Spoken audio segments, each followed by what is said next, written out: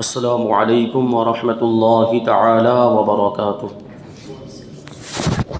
نحمده ونصلي ونسلم على رسوله الكريم اما بعد فاعوذ باللہ من الشیطان الرجیم بسم اللہ الرحمن الرحیم ان اللہ وملائکته يصلون علی النبی یا ایہا الذین آمنوا صلوا علیہ وسلموا تسلیما اللہم صل علی سیدنا ومولانا محمد معدن الجود والکرم وآلہ الکرام وابنہ الکریم وبارک وسلم صلاۃ وسلاما علیک یا رسول اللہ صلی اللہ تعالی علیہ وسلم۔ عزیزان ملت اسلامیہ، اس سے پہلے یہ بات بیان کی گئی کہ سورہ فاتحہ یہ رحمت والی سورت ہے اور عذاب، دوزخ، جہنم اور اللہ تبارک و تعالیٰ کے قہر اور جبر کے جو حروف ہیں وہ حروف بھی اس سورت کے اندر نہیں آئے۔ اور وہ کون سے حروف ہیں؟ وہ 7 حروف بیان کیے گئے تھے، فا، جیم، خا، زا، شین، ضا، فا۔ یہ حروف قرآن مجید کے اندر نہیں، کیونکہ ان کا تعلق یا تو عذاب سے ہے، ان حروف کا، یا دوزخ سے ہے، یا جہنم سے ہے، یا جہنمیوں کی آواز سے ہے۔ اس وجہ سے ان حروف کو سورہ فاتحہ کے اندر شامل نہیں کیا گیا، کیونکہ سورہ فاتحہ یہ رحمت والی سورت ہے۔ تو اس کے آخر میں ایک حرف کے بارے میں بات آئی تھی کہ ضا بھی یہ سورہ فاتحہ کے اندر نہیں ہے۔ یہ ضا کیوں نہیں ہے؟ کیونکہ اس کے بارے میں فرمایا گیا ہے کہ جہنمیوں کے عذاب میں سے ایک عذاب ہوگا، اس کے بارے میں قرآن مجید کے اندر ہے کہ انطلقوا الی ظل ذی ثلاث شعب، یعنی ایسے دھوئیں کی طرف جاؤ جو 3 شاخوں والا ہوگا۔ جہنمیوں کو حکم ہوگا کہ وہ ایسے دھوئیں کی طرف جائیں جو 3 شاخوں والا ہوگا۔ یہ جہنمیوں پر یہ دھواں اس طریقے سے چھا جائے گا جیسے کہ کوئی سایہ ہو، اور اس کی 3 شاخیں ہوں گی۔ ایک شاخ ان کے سر کے اوپر ہوگی، ایک شاخ اس دھوئیں کی ان کی بائیں طرف ہوگی، تو ایک شاخ ان کے دائیں طرف ہوگی۔ یہ 3 شاخیں اس دھوئیں کی ہوگی جس کو جو جہنمیوں کو گھیر لے گا، وہ دھواں۔ تو اس میں دیکھیں ظل کا لفظ آیا، اور ویسے ظل کا معنی ہوتا ہے سایہ، اور سایہ اچھا بھی ہو سکتا ہے، برا بھی ہو سکتا ہے، لیکن چونکہ یہاں پر ایک سایہ وہ مراد لیا گیا اور ایک سایہ وہ قرآن مجید کے اندر بیان کیا گیا جو جہنمیوں کو عذاب کے طور پر وہ اس میں مبتلا کیے جائیں گے، اور وہ سایہ ان کو گھیر لے گا۔ وہ انتہائی کالا ہوگا اور انتہائی گھنا ہوگا، اس میں ان کو کچھ بھی نظر نہیں آئے گا، ایسا وہ سایہ ہوگا۔ تو سایہ اگر سے اچھا بھی ہوتا ہے، برا بھی ہوتا ہے، لیکن برے کی طرف نسبت کرتے ہوئے بھی اس میں جو ظل میں جو ضا آیا ہے، اس ضو کو بھی سورہ فاتحہ کے اندر شامل نہیں کیا گیا۔ تو یہ ایسی سورت ہے سورہ فاتحہ۔ اس سے پہلے جمعہ کے اندر جو میں نے بیان کیا تھا، تو اس میں ایک روایت ایسی آئی کہ شیطان 4 مرتبہ چلا چلا کر رویا ہے۔ شیطان، ابلیس، شیطانوں کا سردار، یہ 4 مرتبہ چلا چلا کر رویا۔ رنتن حین لعنا، ایک مرتبہ اس وقت اس نے واویلا کیا تھا جب وہ ملعون ہو گیا، یعنی جب اس پر لعنت فرمائی گئی، اللہ تبارک و تعالیٰ کی بارگاہ سے اس کو نکال دیا گیا۔ جب حضرت آدم علیہ السلام کو اس نے سجدہ کرنے سے انکار کر دیا تھا، تو اللہ تبارک و تعالیٰ نے اس کو اپنی بارگاہ سے ہانک دیا، کافر ہو گیا وہ، تو ملعون ہو گیا، اس پر قیامت تک کے لیے لعنت۔ تو جب وہ لعنت فرمائی گئی تھی تو شیطان چلا چلا کر رویا تھا، یہ پہلی مرتبہ۔ اور دوسری مرتبہ حین اہبط، فرماتے ہیں کہ دوسری مرتبہ اس وقت وہ چلا چلا کر رویا تھا شیطان، ابلیس، جب اس کو بلندی سے پستی کی طرف گرا دیا گیا تھا، اونچائی سے نچلے علاقے کی طرف اس کو گرا دیا گیا تھا، یعنی اب اس کے لیے کوئی کسی بھی طرح کا اونچا مرتبہ نہیں، نیچی اس کے لیے وہ نچلا طبقہ بالکل، تو اونچائی سے پستی کی طرف اس کو گرا دیا گیا۔ تو اس وقت وہ چلا چلا کر رویا تھا۔ اور تیسری مرتبہ کب رویا تھا؟ فرماتے ہیں حین ولد رسول اللہ صلی اللہ علیہ وسلم، جب اللہ کے رسول صلی اللہ علیہ وسلم کی ولادت ہوئی، جب حضور پاک صلی اللہ علیہ وسلم دنیا میں تشریف لائے، تب اس نے واویلا کیا تھا، تب شیطان رویا تھا اور روتے روتے اپنے چیلوں کو کہہ رہا تھا کہ آج وہ پیدا ہو گیا، آج ان کی آمد ہو گئی کہ جن کے آنے کی وجہ سے اب کفر و شرک ختم ہو جائے گا، اب بت پرستی ختم ہو جائے گی، اب ظلم و ستم کے دروازے بند ہو جائیں گے، اور ان کے صدقے میں اللہ تبارک و تعالیٰ گنہگاروں کی بخشش فرما دے گا۔ تو اس وقت چلا چلا کر رویا تھا۔ کتنی مرتبہ ہوا؟ 3 مرتبہ۔ اور چوتھی مرتبہ کب رویا تھا؟ چوتھی مرتبہ کب چلایا تھا وہ؟ آگے حدیث کے الفاظ ہیں حینا انزلت فاتحۃ الکتاب، جب فاتحۃ الکتاب یعنی سورہ فاتحہ نازل ہوئی تھی، سورہ فاتحہ نازل ہوئی تھی، اس وقت بھی شیطان چلا چلا کر رویا تھا، اس نے واویلا کیا تھا، کیونکہ سورہ فاتحہ اتنی عظمت والی سورت ہے اور اتنی زیادہ فضیلت والی سورت ہے، اور اس کو رحمت والی سورت کہا گیا۔ اب اس کو آپ شفا کے طور پر پڑھیں تو بیماریاں دور ہو جائے، اس کو رحمت طلب کرنے کے لیے پڑھیں تو اللہ تبارک و تعالیٰ رحمتیں نازل فرما دیتا ہے، برکت کے لیے پڑھیں تو اللہ تعالیٰ برکت عطا فرمائے۔ یعنی جس مقصد کے لیے سورہ فاتحہ کو پڑھا جائے، اس مقصد میں سورہ فاتحہ فائدہ دیتی ہوئی نظر آتی ہے۔ یہ ایسی عظیم سورت ہے کہ اس کے نازل ہونے پر شیطان نے واویلا کیا تھا، تو غور کرنے کی ضرورت ہے کہ یہ سورت کیسی عظمت والی ہوگی اور کیسی فضیلت والی ہوگی کہ شیطان رویا۔ دوسری سورتوں کے نازل ہونے پر نہیں رویا، سورہ فاتحہ کے نازل ہونے پر رویا، تو ہم اس سے اس سورت کی اہمیت کا اندازہ لگا سکتے ہیں کہ یہ کیسی عظیم سورت ہے کہ اس سورت کی وجہ سے اللہ تبارک و تعالی ہمیں دنیا کے بھی فائدے عطا فرماتا ہے اور آخرت کے بھی فائدے عطا فرماتا ہے، اور ہو سکتا ہے کہ اسی سورت کی وجہ سے ہم شیطان کے مکر و فریب سے بھی بچ جائیں، اسی لیے تو رو رہا تھا۔ تو اس سورت کی کثرت کے ساتھ تلاوت کرتے رہیں اور ساتھ ہی ساتھ درود شریف بھی پڑھتے رہیں، تو شیطان کے مکر و فریب اور اس کے دھوکے وغیرہ سے ہم بچ سکتے ہیں۔ اللہ تبارک و تعالیٰ سورہ فاتحہ کی برکتیں ہم سب کو عطا فرمائے۔ تو سورہ فاتحہ کے بے شمار فائدے ہیں، جن میں سے چند یہاں پر بیان کیے جاتے ہیں۔ فرماتے ہیں کہ جو شخص سورہ فاتحہ 100 بار پڑھ کر دعا مانگے، اللہ تبارک و تعالیٰ اس کی دعا کو قبول فرمائے گا۔ کتنی بار؟ 100 بار۔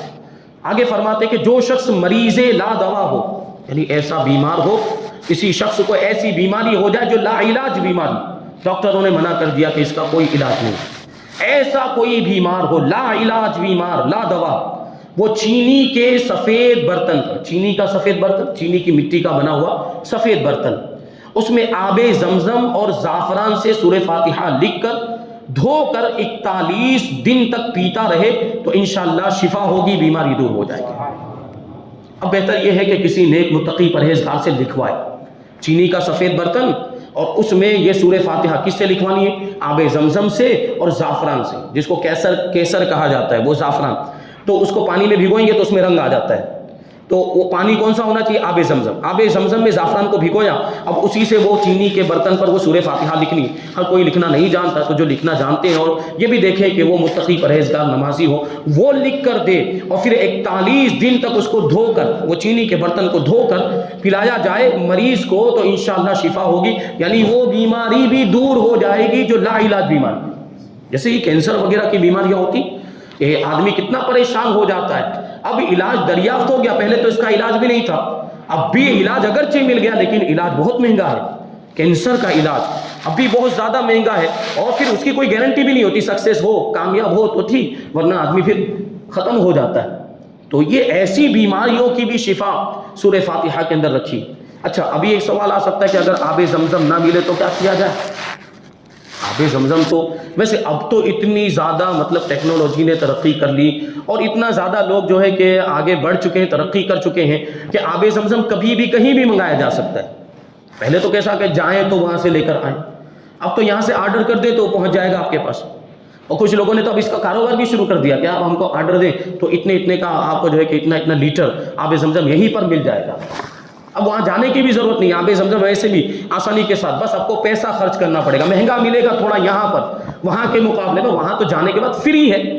مکہ مکرمہ کے اندر حرمین شریفین کے اندر جتنا زیادہ پی، اور وہاں جانے کے بعد پھر تو آب زمزم ایسا مبارک اور مقدس پانی ہے، تو اس میں پھر ہمیں کمی کیوں کرنی؟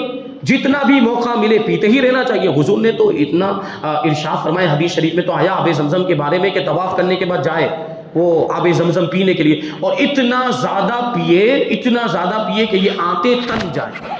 یعنی جب نہیں بہت زیادہ ہم پانی پیتے ہیں تو یہ آنتیں تننے لگتی ہیں، یہاں پہ تھوڑا سا درد محسوس ہونے لگتا ہے، تو حضور نے کیا فرمایا؟ اتنا زیادہ پانی پیا جائے۔ اچھا، آب زمزم کی خاصیت یہ ہے، کتنا پیارا مقدس پانی ہے، غور کریں۔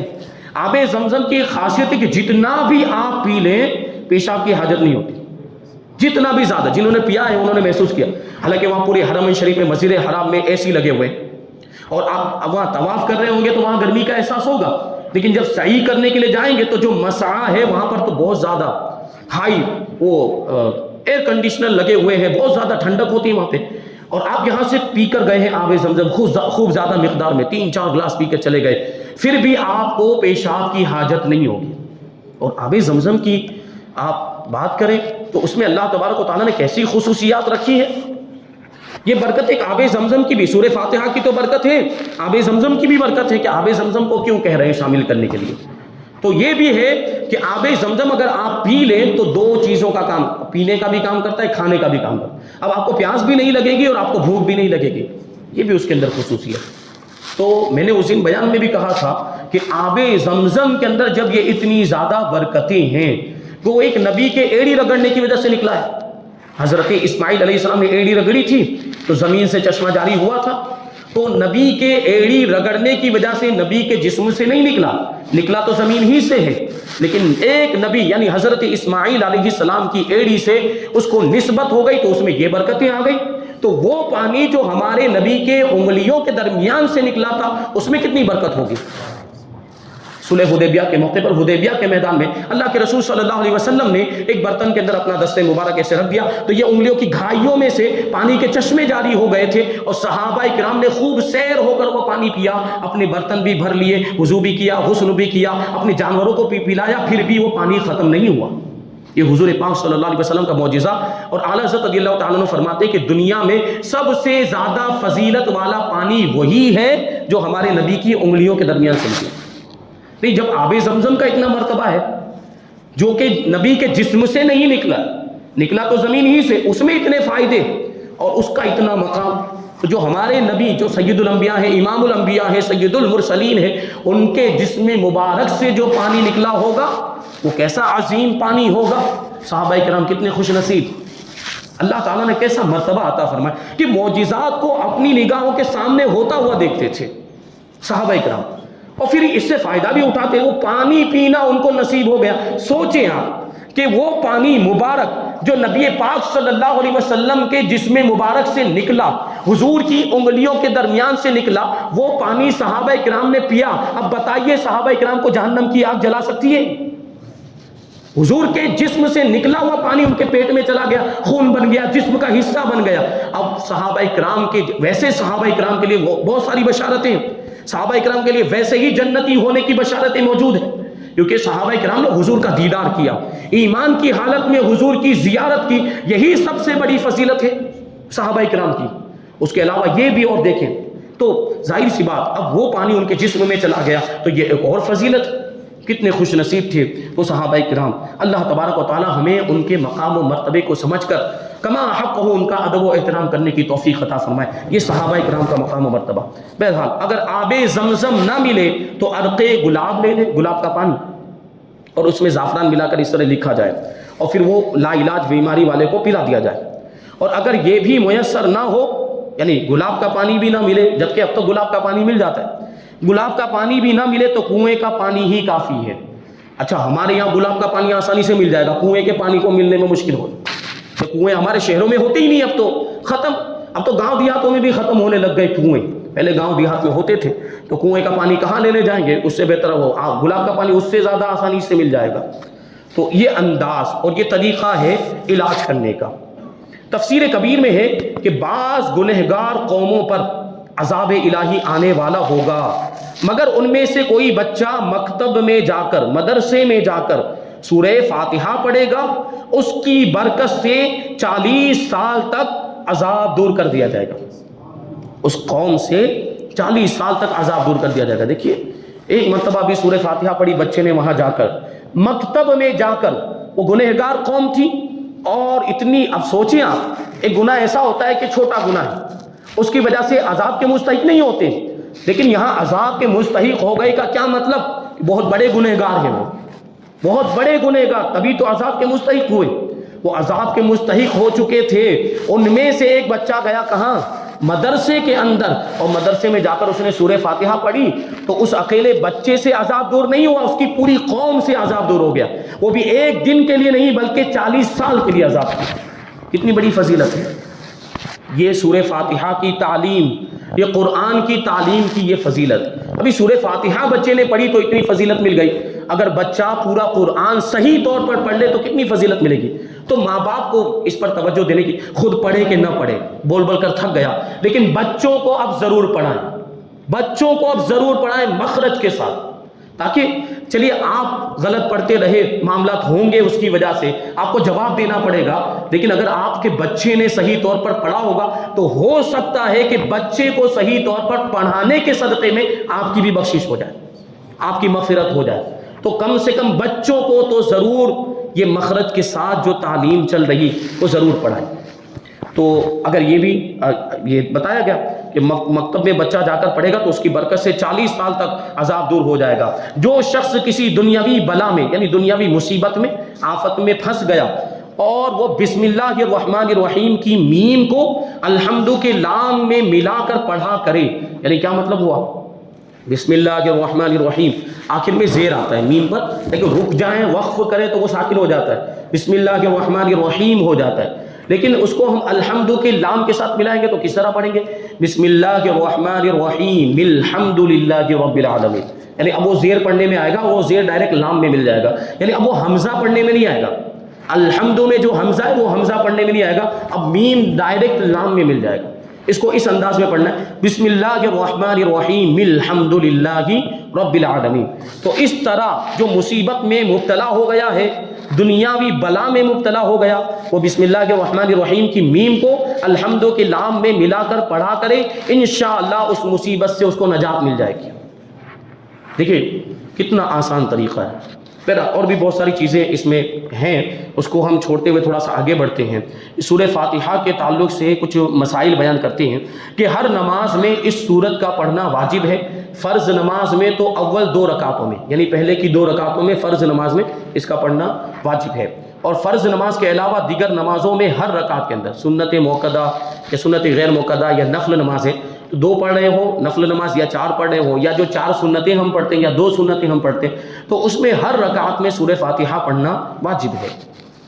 مسئلہ, امام کے پیچھے مقتدی کو سورہ فاتحہ پڑھنا سخت منع ہے.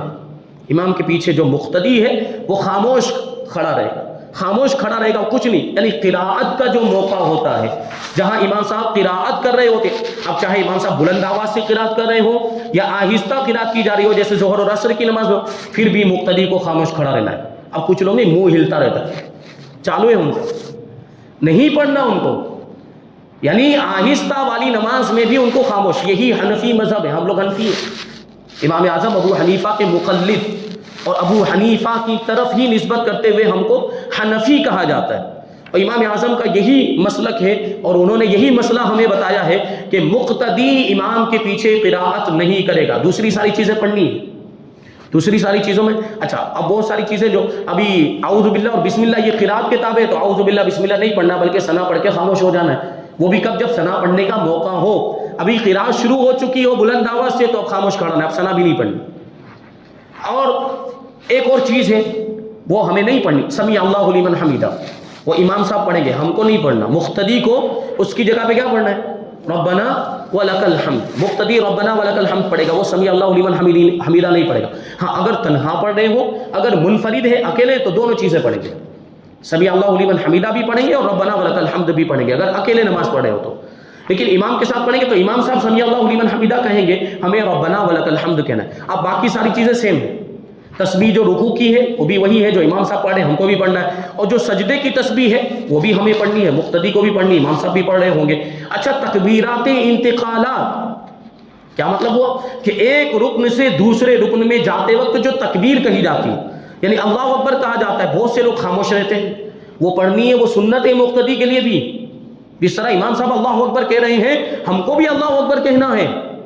اچھا اس میں جو ایک تکبیر ہے جو سب سے پہلی تکبیر کہی جاتی ہے, جس کو تکبیر اولا یا تکبیر تحریمہ کہا جاتا ہے, وہ تو شرط بھی ہے اور فرض بھی ہے. تکبیر تحریمہ وہ تکبیر اگر آپ نے نہیں کہی تو نماز شروع ہی نہیں ہوئی، پہلی تکبیر، یعنی وہ آپ کو بھی کہنا ضروری ہے۔ اور یہ ساری چیزیں جہاں بھی پڑھنے کا لفظ آتا ہے نا کہ یہ پڑھنا ہے وہ پڑھنا ہے، وہ اتنی آواز میں ہونا چاہیے کہ خود آپ کے کان تک وہ آواز پہنچ سکے، خود بالکل خالی ایسا خالی ہونٹ ہل رہے ہیں یا کوئی من میں پڑھ رہا ہے، یہ کافی نہیں ہے، نماز نہیں ہوگی۔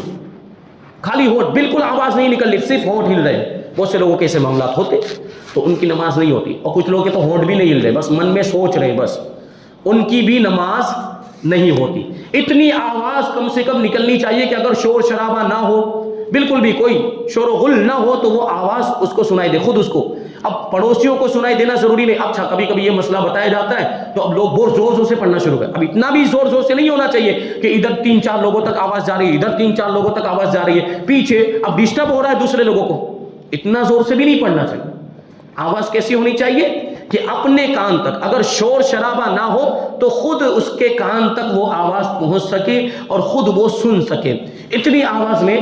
یہ جہاں بھی پڑھنے کا لفظ آیا، اب یعنی آپ قرات کر رہے ہو، یعنی اب اپنی نماز الگ سے پڑھ رہے ہیں تو قرات میں بھی اتنی آواز، تسبیح پڑھ رہے ہیں تو تسبیح میں بھی اتنی آواز ہونی چاہیے، اور اللہ اکبر جو تکبیرات کے انتقالات کی بات کر رہا تھا میں، تو وہ بھی آپ کو کہنا ہے، مقتدی کو بھی کہنا ہے۔ اچھا، تکبیر میں بھی یہ بات لحاظ رکھنا ضروری ہے کہ وہ تکبیر جو تکبیر تحریمہ ہے، تکبیر اولا جس کو کہا جاتا ہے، تو وہ تکبیر ایسا نہ ہو کہ امام سے پہلے ہی آپ نے شروع کر دی تو بھی نماز شروع نہیں ہوگی، امام کے بعد شروع ہونی چاہیے اور امام کے بعد ختم ہونی چاہیے۔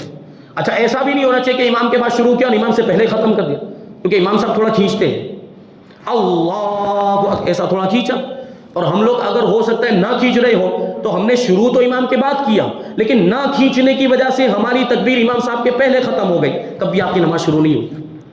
یہ باریک مسائل ہیں، سمجھنے کی ضرورت۔ تو تکبیر آپ بعد میں شروع کریں اور بعد میں ہی ختم کریں۔ اگر ایسا لگتا ہے کہ امام صاحب سے پہلے ختم تو تھوڑی دیر کے بعد شروع کریں، ضروری تھوڑی کہ ایک دم بالکل ساتھ میں شروع کر دیں، یا پھر کھینچیں آپ بھی، تھوڑا لمبا کریں آپ اس کو۔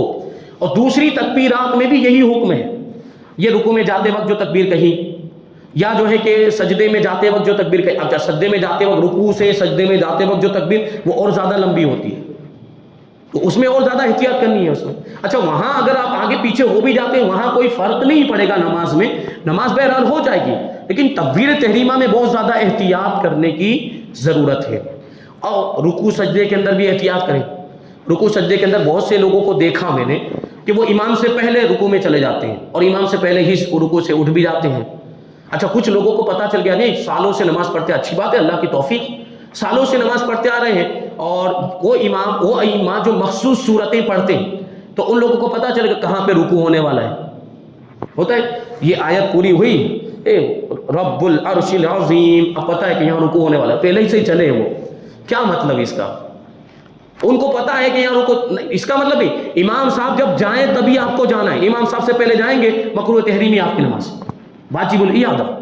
ایسے بہت سے لوگوں کو دیکھا، اپنی مسجد کی بات کر رہا ہوں میں، کیونکہ میں بھی تو یہاں بچپن سے رہتا ہوں، آپ لوگوں کو میں بہت اچھی طرح سے جانتا ہوں، آپ ہی کی قوم سے میرا تعلق ہے، تو بہت سے ایسے لوگوں کو دیکھا ہے، اور ایسے بھی اگر نماز پڑھتے ہیں، الگ سے بھی نماز پڑھتے ہو، آدھا آدھا رکوع کرتے ہیں، آدھا آدھا سجدہ، یہ کیسے؟ یہ رکوع میں گئے، ابھی ایسے پورا کھڑے بھی نہیں ہوئے ہوں گے کہ سجدے میں چلے جاتے ہیں، اور سجدے میں بھی ایسا، پہلے سجدے سے اٹھے، ابھی یہ کمر بالکل سیدھی بھی نہیں ہوئی کہ دوسرے سجدے میں چلے جاتے، یہ بھی مکروہ تحریمی ہے، مکروہ تحریمی، نماز دہرانا ضروری ہو جاتا ہے۔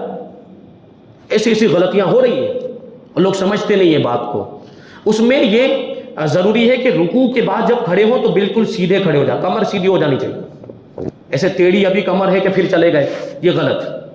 اسی طرح سجدے میں آپ گئے، سجدے سے جب اٹھے تو کمر بالکل سیدھی ہو جانی چاہیے، دوسرے سجدے میں جانے سے پہلے، پھر دوسرے سجدے میں جائیں، یہ صحیح طریقہ ہے۔ اگر آپ کی کمر میں درد ہے، تکلیف ہے تو الگ بات ہے، مجبوری، ناقابل برداشت تکلیف، نوجوانوں کو ایسا کرتے ہوئے دیکھا، طاقتور ہے پھر بھی وہ آدھا آدھا رکوع کر رہے ہیں، وہ آدھا آدھا سجدہ کر رہے ہیں، ان کو کیا تکلیف ہے؟ اب کوئی بہت بوڑھا ہو گیا ہے، بڑھاپے کے معاملات ہیں اور مجبوری کی وجہ سے نہیں کر پا رہے ہیں، الگ چیز۔ جبکہ آپ یہ باتیں جو سن رہے ہیں یہ شریعت کے احکام اور رسول پاک صلی اللہ علیہ وسلم کی سنتیں، ان پر اگر ہم شروع ہی سے سختی کے ساتھ عمل کریں تو یہ ساری تکلیفیں ہوں گی ہی نہیں۔ کمر کا درد، گھٹنوں کا درد، میں نے یہاں پہ جو وہ تربیتی پروگرام ہوا تھا نماز کا، اس میں یہ ساری چیزیں بتائی تھی کہ اگر آپ جو صحیح طریقہ نماز پڑھنے کا ہے نا، اس کے مطابق اگر نماز پڑھے تو گھٹنوں کا درد بھی نہیں ہوگا آپ کو، یہ کمر کا درد بھی نہیں. ابھی آپ سوچ لیں کہ یہ آپ نے رکوع سے بالکل کمر سیدھی کی، پھر رکوع سجدے میں گئے، کمر وہ سجدے سے اٹھنے کے بعد بھی آپ نے بالکل کمر، یہ آپ کی ایک ایکسرسائز ہو رہی گویا کہ، تو کمر کا درد ہوگا بھی تو ختم ہو جائے گا، کر کے دیکھیں. اچھا ورزش کی نیت سے نہیں کرنا، پھر آپ عبادت ہی کی نیت سے کریں. ایسا نہیں کہ ہم ورزش کر، نہیں، یہ ایکسرسائز نہیں ہے، وہ تو اللہ تعالیٰ نے وہ فائدے رکھے ہیں اس کے اندر. بہت ساری ایسی بیماریاں جو نماز کی وجہ سے دور ہو گئے. ہم اپنے بزرگوں کو دیکھتے ہیں، بزرگان دین کتنے 90 سال کی عمریں ہوئی اور دنیا سے رخصت ہو، اس کے باوجود بھی ان کے اعضاء سلامت، نہ ان کو گھٹنوں کے درد کی پرابلم ہے، نہ ان کو کمر کے درد کی پرابلم ہے. بڑھاپے کی وجہ سے جو بیماریاں آتی ہیں وہ تو آنی ہیں، وہ تو ظاہر سی بات ہے، بڑھاپے والی کمزوری. لیکن وہ نماز کی برکت دیکھیں آپ کہ اللہ تعالیٰ وہ صحیح طور پر جو نمازیں پڑھتے، بلکہ ہم اپنے بزرگوں کو دیکھیں کہ وہ بڑھاپے والی تکلیف آ جاتی، اس کے باوجود جب نماز پڑھتے تو نماز تو اسی طریقے سے مسنون طریقے پر پڑھتے. اعلیٰ حضرت رضی اللہ تعالیٰ عنہ کے بارے میں کتابوں میں آیا کہ آخری عمر میں جب بہت زیادہ کمزوری آ گئی، اور اتنی زیادہ کمزوری کہ جماعت چھوڑنے کی بھی اجازت مل جائے، اتنی زیادہ کمزوری کہ بیٹھ کر نماز پڑھنا چاہے تو بیٹھ کر بھی پڑھ سکتے ہیں، لیکن اس کے باوجود بھی اعلیٰ حضرت رضی اللہ تعالیٰ عنہ مسجد میں جا کر ہی نماز پڑھتے تھے، خود نہیں جا سکتے تھے. یعنی اتنی کمزوری کہ چل نہیں سکتے تھے، چلنے پھرنے سے معذور ہو گئے تھے. کرسی پر بٹھایا جاتا تھا اور 4 لوگ اس کرسی کو اٹھا کر لے کر مسجد میں پہنچاتے تھے. یہ ہمارے بزرگوں کا طریقہ، ان کا تقوی، ان کی پرہیزگاری. اور پھر کیا ہوتا، دیکھیں آگے ان کی کرامت دیکھیں. اور یہ اللہ تعالیٰ سے جو لو لگا لیتا ہے نا، پھر تو بھلے دنیاوی اعتبار سے یہ کمزوری ہے، لیکن جب رب کی بارگاہ میں کھڑا ہوتا ہے بندہ تو پھر یہ ساری کمزوریاں اس کے لیے کوئی رکاوٹ نہیں بن سکتی. وہ کرسی پر اٹھا کر لے تو جاتے تھے، لیکن جب اعلیٰ حضرت رضی اللہ تعالیٰ عنہ کو تکبیر تحریمہ، وہ امام صاحب نماز پڑھانے کے لیے کھڑے ہوتے، اعلیٰ حضرت رضی اللہ تعالیٰ کو کھڑا کیا جاتا تھا اور صف میں لا کر ایسے چھوڑ دیتے تھے، بس اب کھڑے، ابھی تک چل پھر نہیں سک رہے تھے، اب نماز میں صف میں لا کر کھڑا کر دیا. 4 رکعت پوری مکمل پڑھتے ہیں، بالکل کسی نوجوان کی طرح، نوجوان کی طرح پوری 4 رکعت، پورا سجدہ، پورا رکوع، کسی طرح کی کوئی تکلیف، یا وہاں کوئی آواز بھی نہیں آ رہی، کراہنے کی آواز ہو، درد کی وجہ سے کبھی آواز نکلتی، ایسی کوئی آواز بھی نہیں آ رہی. ہاں جب نماز سے فارغ ہو گئے تو وہی پھر سے وہ کمزوری آ گئی، پھر گر گئے تو پھر اٹھایا گیا. یہ کرامت ہے. تو یہ ہمارے بزرگوں کا طریقہ. ہمیں تو تھوڑی سی بھی تکلیف ہوتی ہے کرسی لے کر بیٹھ جاتے ہیں، تھوڑی سی بھی تکلیف ہے آج نماز نہیں پڑھنی، سر درد کر رہا ہے نماز نہیں پڑھنی. یہ کیا؟ ہمیں اپنے بزرگوں کی زندگی سے سبق حاصل کرنا چاہیے کہ وہ نمازوں کی کیسی پابندی کرتے تھے اور نمازوں کا کیسا اہتمام کرتے تھے. تو یہ پورے طور پر مسنون طریقے پر، صحیح طریقے پر ہم کو نماز پڑھنا ہے. بہرحال بات کہاں سے کہاں نکل گئی، اور انشاءاللہ جو ہے کہ آگے کی باتیں ہم آئندہ درس میں شامل کریں گے. اللہ تبارک و تعالیٰ کی بارگاہ میں دعا ہے کہ جو کچھ بھی بیان ہوا اس پر ہم سب کو عمل کرنے کی توفیق عطا فرمائے، اور نور قرآن سے ہم سب کے دلوں کو روشن اور منور فرمائے. وما علینا الا البلاغ. السلام علیکم.